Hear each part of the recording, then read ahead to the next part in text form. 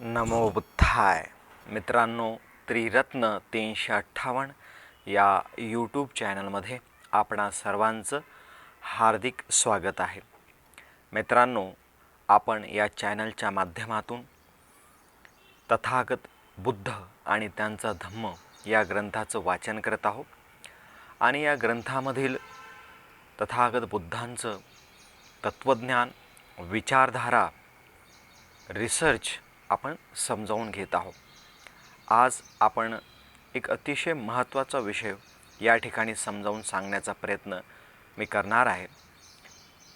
धम्म म्हणजे काय हा जो भाग आहे, भाग तिसरा, धम्म म्हणजे काय, यामध्ये जीवन सुचिता आणि यामधीलच पॅरेग्राफ नंबर 3 आहे, ज्यामध्ये 5 दुर्बलता आणि 4 प्रकारच्या स्मृतिप्रस्थान साधना, ज्यामध्ये कायानुपश्यना, वेदनानुपश्यना, चित्तानुपश्यना आणि धम्मानुपश्यना ह्या 4 प्रकारच्या साधना आलेल्या आहेत.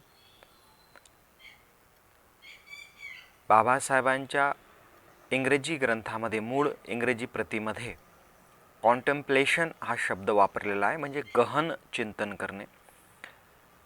त्या शब्दाचा साधनेसंबंधीचा जर अर्थ आपण पाहिला तर अनुभव करणे हा आहे.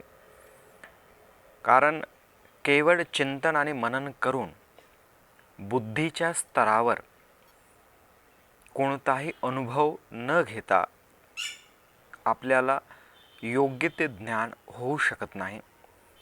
अनुभवाची जोड थेरीला असल्याशिवाय ज्ञानप्राप्ती होणे अशक्य आहे.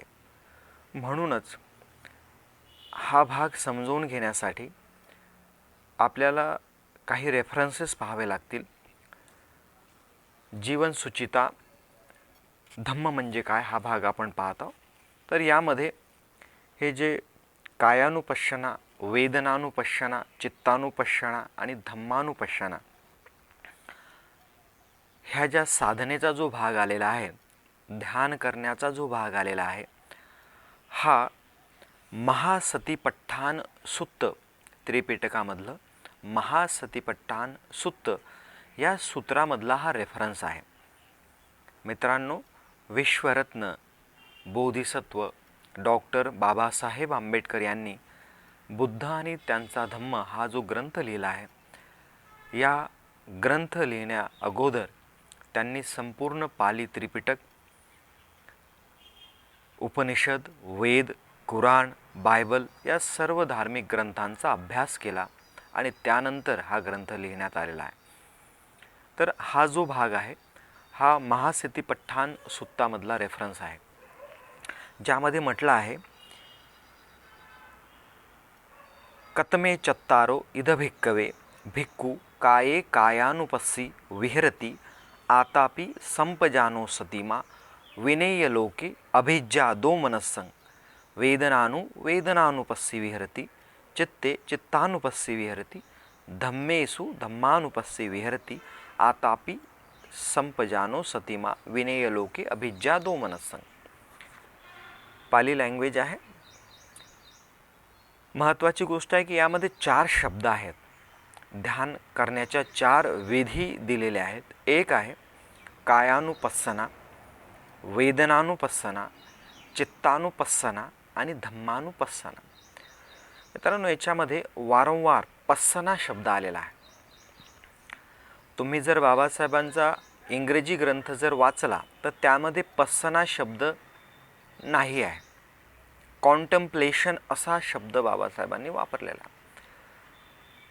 आणि मी आधीच सांगितले की कॉन्टेम्प्लेशन म्हणजे गहन चिंतन, परंतु केवळ आणि चिंतन मनन याने हा अर्थ पूर्ण होत नाही.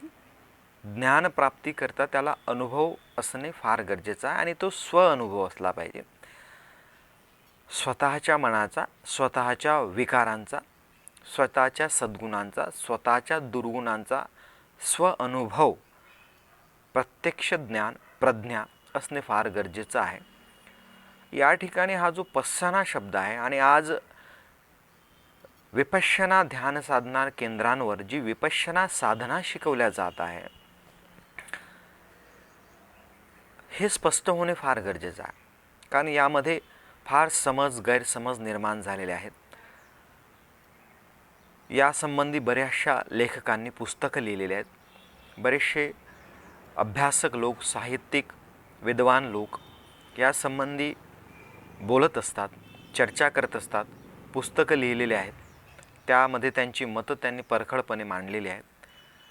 बऱ्याचशा लेखकांनी बाबासाहेबांचा सुद्धा उल्लेख करून, रेफरन्स देऊन विपश्यना साधना संबंधी काही गैरसमज मांडलेले आहेत. तर या ठिकाणी आपण एक निष्कलंक आणि निरपेक्ष भावनेने हे काय आहे हे समजावून घेऊया. विपश्यना साधना समज आणि गैरसमज असाच एक विषय आपण आज समजावून घेऊया. मित्रांनो, विपश्यना साधनेवर बोलण्यापूर्वी हे महत्त्वाचं आहे की काय आपण 10 दिवसाचं किमान एक विपश्यना शिबिर केलं आहे का. मी असं का म्हणत आहे, कारण ज्या साधनेचा आपल्याला अभ्यास नाही आहे किंवा अनुभव नाही आहे, ज्या विषयाचा आपल्याला अभ्यास नाही आहे किंवा अनुभव नाही आहे, त्या विषयासंबंधी बोलणे म्हणजे केवळ अंदाजावर बोलणे होईल, केवळ काल्पनिकतेवर बोलणे होईल, ते वास्तविक होणार नाही. आणि म्हणून या विषयासंबंधी चर्चा करत असताना किमान एक 10 दिवसाचे शिबिर तुम्ही प्रामाणिकपणे केलेले असणे फार गरजेचं आहे. विपश्यना साधना शिबिरं जे काही केंद्रांवर चालतात तर ते कुणालाही इन्व्हाइट करत नाहीत, आमंत्रित करत नाहीत की तुम्ही या आणि आमच्याकडे शिबिर करा. ज्या लोकांना त्याचा अनुभव होतो, जे जुने साधक आहेत, अर्थात ज्यांनी एक शिबिर आधी केलेलं आहे, ते लोक त्यांना झालेल्या फायद्यामुळे, लाभामुळे ते इतरांना सांगत असतात आणि इतर लोक स्वइच्छेने अर्ज करून शिबिराला जात असतात. अर्ज करत असताना त्यामध्ये ज्या अटी व शर्ती आहेत त्या मान्य करत असतात. त्यानंतरच त्यांचा विपश्यना ध्यानसाधना शिबिराकरता नंबर लागत असतो. तिथे गेल्यानंतर काय होतं आहे, तेथे गेल्यानंतर जी साधना आहे त्या साधनेसंबंधी काही नियम असतात. जसं की एक आर्य मौन पालनाचा एक नियम आहे. आर्य मौन पालन म्हणजे 10 दिवस इतर कोण्याही व्यक्तीशी न बोलणे. केवळ तुम्हाला शिकवणारे जे टीचर आहेत, आचार्य आहेत, सहाय्यक आचार्य आहेत, त्यांच्याशीच तुम्ही बोलू शकता आणि काही प्रश्न असतील साधनेसंबंधी ते विचारू शकता. त्याचप्रमाणे जर तुम्हाला काही मॅनेजमेंट संबंधी प्रश्न असतील तर ते तुम्ही तिथल्या मॅनेजमेंटच्या लोकांशी, धम्मसेवक असतात सेवा करणारे, त्यांच्याशी बोलून तुम्ही ते प्रश्न सॉल्व करू शकता. मग ह्या विपश्यना केंद्रांवर नेमकं काय शिकवल्या जाते, काय आहे, तर ते आपण पाहूया. की साधना सुरू झाल्यानंतर सर्वप्रथम जो व्यक्ती पहिल्यांदा ध्यान साधना शिबिर करायला आला आहे त्याला पंचशील पालन करणे कंपल्सरी आहे, सक्तीचे आहे. त्याने पंचशील पालन केले पाहिजे. मग शील पालनाची नियम मान्य केल्यानंतर, शील पालन करायला सुरुवात केल्यानंतर दुसरा साधनेचा भाग आहे आनापानसती. येणाऱ्या आणि जाणाऱ्या श्वासाच्या प्रती सजग राहून सम्यक समाधीचा अभ्यास करणे. हा आनापानसतीचं ध्यान 3 ते 3.5 दिवस शिकवल्या जात असते. यामध्ये काय आहे तर आपल्या नाकामधून जो श्वास येतो आणि जातो आणि हा वरच्या ओठांवरचा वरचा जो भाग आहे, मुछीचा जो भाग आहे, या भागावर हा जो श्वास येतो आणि जातो तिथं कुठंतरी स्पर्श होतो आणि जाणीव होते, त्याची अनुभव होतो. तिथं तुम्हाला मन केंद्रित करायचं आहे, लक्ष केंद्रित करायचं आहे. अर्थात येणाऱ्या आणि जाणाऱ्या श्वासाला अनुभव करायचा आहे की आला श्वास तर येतो आहे याची तुम्हाला जाणीव व्हायला हवी आणि गेला श्वास तर जातो आहे त्याची तुम्हाला जाणीव व्हायला हवी, अनुभव व्हायला हवा. आणि या येणाऱ्या आणि जाणाऱ्या श्वासावर तुम्हाला तुमचं मन एकाग्र करायचं आहे. बस तेवढंच तुम्हाला अनुभव करायचा आहे. श्वास येतो आहे आणि श्वास जातो आहे. ही आनापान सती आहे. सती म्हणजे सजगता, जागरूकता, सजग, अलर्ट. येणारा आणि जाणाऱ्या श्वासाप्रती अलर्ट आहे. प्रत्येक श्वासाला तो व्यक्ती अनुभव करत आहे. ही अशा प्रकारे आनापान सतीची सम्यक समाधीची अभ्यास आहे, सराव आहे. हा दुसरा भाग. यामध्ये श्वासावरच ध्यान का केले जाते त्यामागचं कारण आहे की या ध्यान करण्याकरिता कोणतंही बाह्य आलंबन, कुठलेही शब्द, मंत्र, तंत्र, इमेज, आकृती, प्रकृती काहीही दिल्या जात नाही.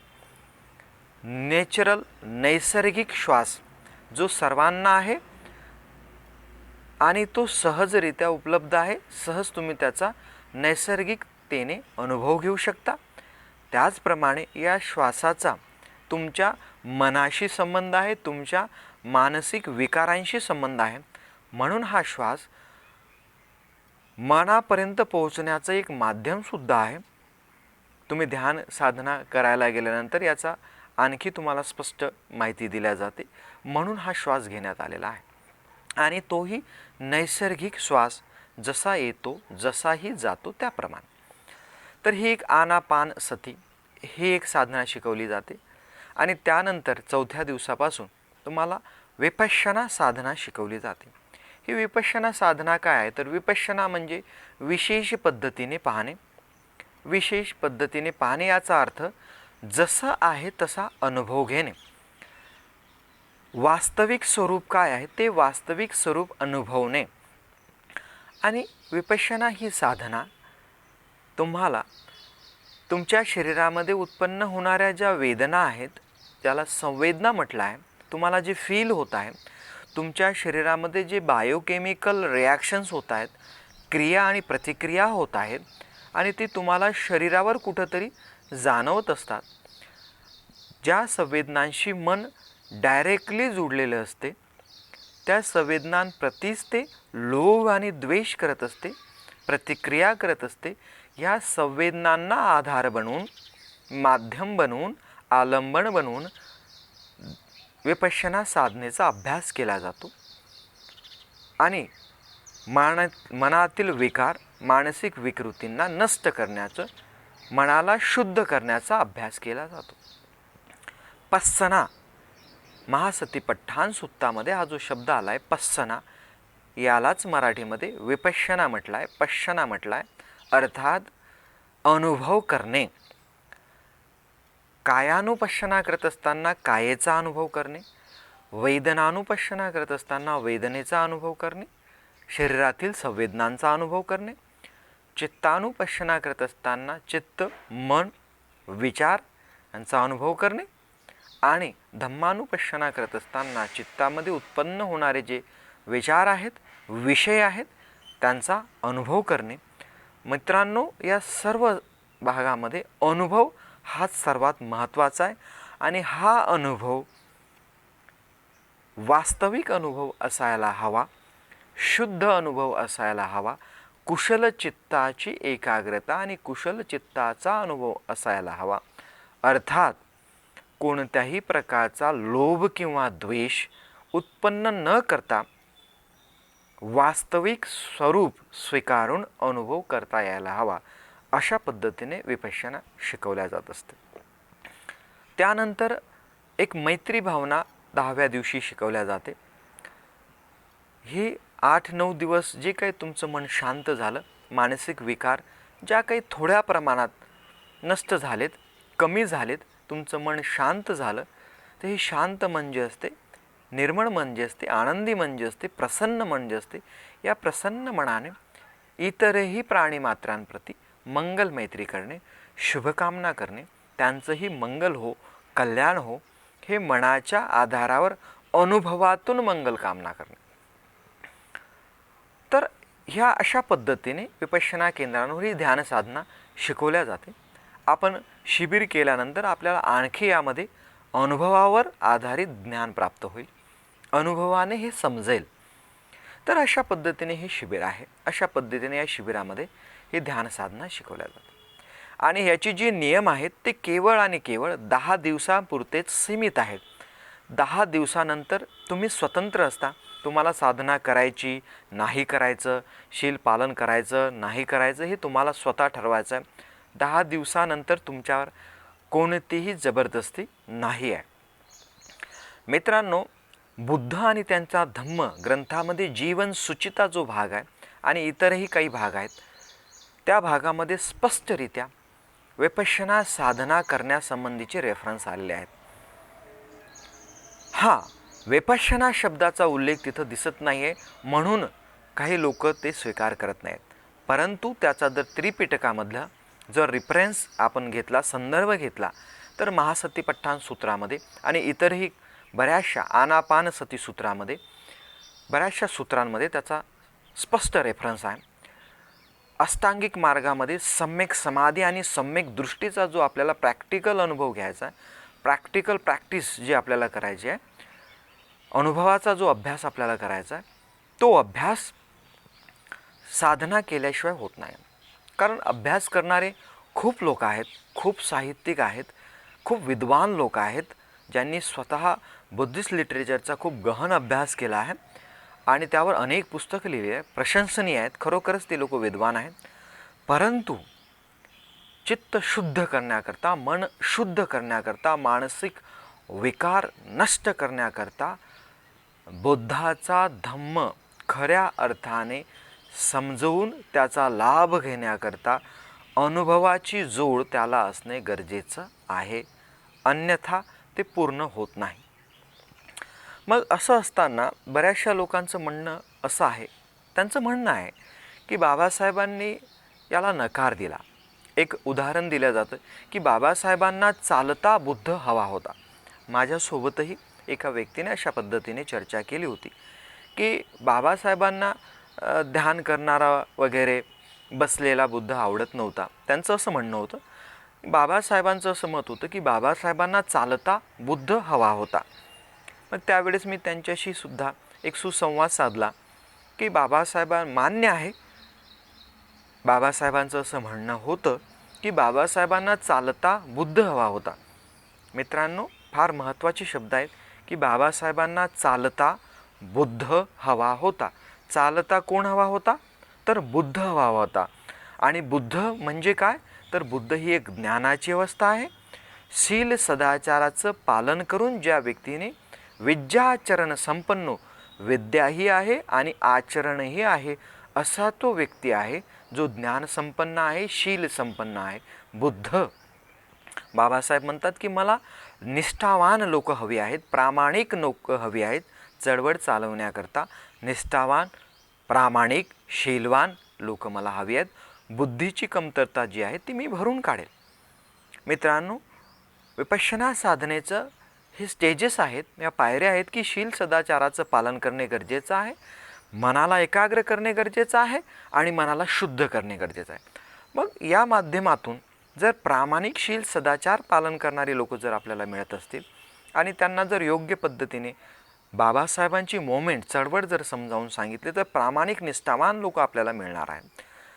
कुठलीही मोमेंट चालवण्याकरता प्रामाणिक लोक हवी असतात, निष्ठावान लोक हवी असतात. यामधून ती घडणार आहेत.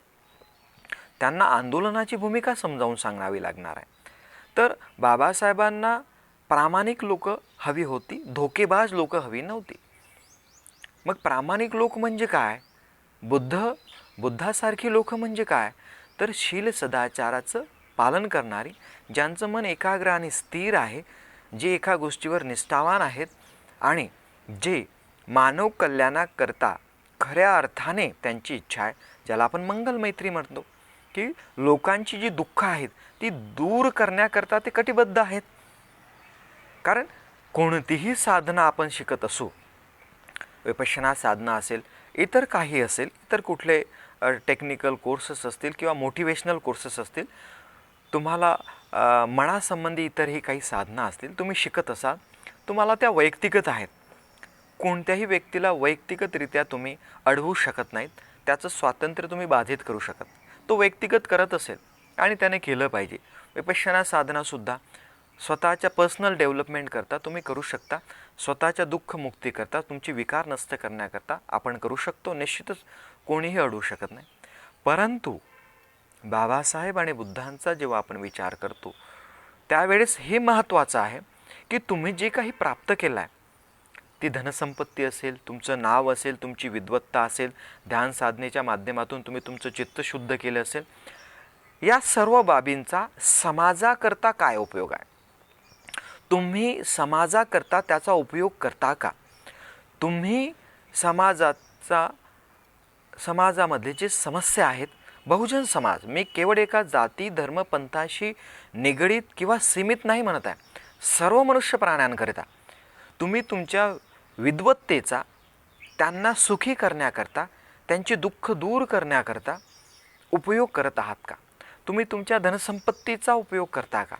तुम्ही तुमच्या चित्तशुद्धीचा उपयोग त्या लोकांकरता करता का? मनुष्य मात्रांकरता करता का? हे सर्वात महत्त्वाचं आहे. तुम्ही फार विद्वान आहात, परंतु ती विद्वत्ता तुमच्यापर्यंत सीमित आहे. तुम्ही चित्तशुद्ध आहात, अरहंत आहात, परंतु त्याचा उपयोग तुम्ही इतरांकरिता, मानव कल्याणाकरिता करत आहात का? हे महत्त्वाचं आहे. बाबासाहेबांचं हे मत होतं की जो बुद्धत्व प्राप्त झालेला व्यक्ती आहे, तो बुद्धत्व प्राप्त झाल्यानंतर त्याने समाजाकरिता, दुःखमुक्तीकरिता समाजामध्ये काम केलं पाहिजे. जो बोधिसत्व आहे त्याने समाजामध्ये काम केलं आहे, जो समाजामधून शिकून वेल इस्टॅब्लिश झाला आहे, आर्थिकरित्या स्थिरावलेला आहे, तो समाजाच्या समस्या सोडवण्याकरता त्याचा उपयोग करतो का नाही करत, हे महत्त्वाचं आहे. आणि म्हणून बुद्धांनी त्यांच्या धम्मग्रंथामध्ये जीवन सुचिता या भागामध्ये, प्रज्ञा या भागामध्ये, सम्यक समाधी या भागामध्ये, सम्यक दृष्टी या भागामध्ये हेच आहे की एकतर शील सदाचाराचं पालन करणे, कुशल चित्ताची एकाग्रता साधणे आणि मनाला, चित्ताला शुद्ध करणे, अर्थात त्यातील वाईट विकार जे आहेत, लोभ, द्वेष, वासना, ईर्ष्याभाव, लालच, आळस, शंका कुशंका, बेचैनी, मोह, कामवासना, हे इत्यादी जे विकार आहेत, हे विकार नष्ट करणे, स्वच्छ करणे. याच विकारांमुळे लोक चळवळींमध्ये धोकादायक ठरत असतात, हे महत्त्वाचं आहे. म्हणून जर अशा पद्धतीचे जर प्रामाणिक लोक जर आपल्याला मिळत असतील आणि जर ते त्यांचे दुःख दूर करत असतील तर काही हरकत नाही आहे. म्हणून याचा अनुभव घ्यावा आणि अनुभव घेऊन हे निष्कलंक आणि निरपेक्ष भावनेने हे समजून घ्यावं. आणि तसंही बुद्ध म्हणतात की कुणालाही प्रत्येक व्यक्तीला स्वातंत्र्य आहे, त्याला अनुभव घ्यायचा आहे आणि अनुभवातून त्याला स्वतः ठरवायचं आहे की त्याला हे करायचं आहे अथवा नाही करायचं आहे. तर अशा पद्धतीने विपश्यना साधनेसंबंधी आपल्याला समजून घ्यायचं आहे.